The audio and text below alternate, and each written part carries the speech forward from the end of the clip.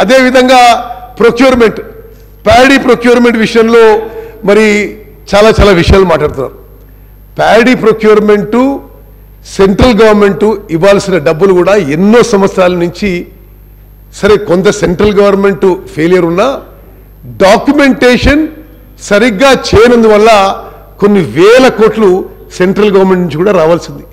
మీరు సబ్సిడీ ఇవ్వరు రైస్ కింద, ప్రొక్యూర్మెంట్ కింద సెంట్రల్ గవర్నమెంట్ డిలే చేస్తుంది. మరి ఈ విధంగా సివిల్ సప్లైస్ కార్పొరేషన్ ఈరోజు 56,000 కోట్ల అప్పు, 11,000 కోట్ల నష్టంలో ఉన్న విషయం కూడా నేను మనవి చేస్తున్నాను. అదేవిధంగా హరీష్ రావు గారు మీరు కొత్త ప్రాజెక్టులు మాట్లాడారు, ఎంక్వైరీ చేయండి అన్నారు. తప్పనిసరిగా చేస్తాం, తప్పనిసరిగా చేస్తాము. చేసిన వాళ్ళకి శిక్ష పడుతుందని చెప్పి కూడా మనం చేస్తున్నా. మరి నేను ఒక నిమిషం, ప్యానెల్ స్పీకర్ గారు, ఎంత దుర్మార్గంగా జరిగిందంటే ఇరిగేషన్ శాఖ సరే 21,000 కోట్లు జరిగిందా, 1,00,000 కోట్లు జరిగిందా, 90,000 కోట్లు జరిగిందా, సరే దోస్ ఆర్ డీటెయిల్స్. తల్లిదండ్రులు కావాలని మీ కలను సాకారం చేసుకోండి. ఓఎస్ఎస్ ఫర్టిలిటీ వారి తక్కువ ధర సంతానోత్పత్తి చికిత్సతో అపాయింట్మెంట్స్ కొరకు కాల్ చేయండి 7825893699. 90 to 95,000 crores ఖర్చు పెడితే మరి మీ సభ్యులకు కూడా తెలవాలి. 90 to 95,000 crores మీరు ఖర్చు పెట్టిన తర్వాత కాళేశ్వరం ప్రాజెక్ట్ మీద కొత్త ఆయకట్టు జనరేట్ ఎంత అయిందండి? న్యూ ఆయకట్ ఎంత జనరేట్ అయింది? సిఏజీ రిపోర్ట్ ప్రకారము 40,000 ఎకరాలు.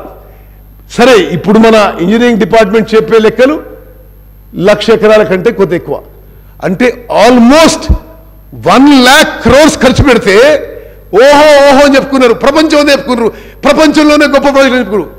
కొత్త ayacut created is only about 1,00,000 acres, 1,00,000 కోట్లు ఖర్చు పెడితే.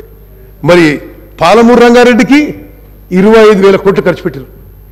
కొత్త ఆయకట్ క్రియేటెడ్ 0. నో బికాస్ మీరు it is on state finances. మీరేమన్నారు? క్యాపిటల్ ఎక్స్పెండిచర్ అద్భుతంగా చేసినారు. నేనేం చెప్తున్నా, మీ క్యాపిటల్ ఎక్స్పెండిచర్ మీరు ఏదైతే ఈ రాష్ట్రాన్ని అప్పుల్లో ముంచినరో ఇట్ ఈస్ ఆల్ బీన్ ఈ క్యాపిటల్ ఎక్స్పెండిచర్ ఇది మీరు జరిగిందని నేను క్లారిఫికేషన్ ఇస్తున్నా. కాళేశ్వరం ప్రాజెక్టుకి 1,00,000 కోట్లు ఖర్చు పెడితే 1,00,000 ఎకరాలు కొత్త ఆయకట్టు.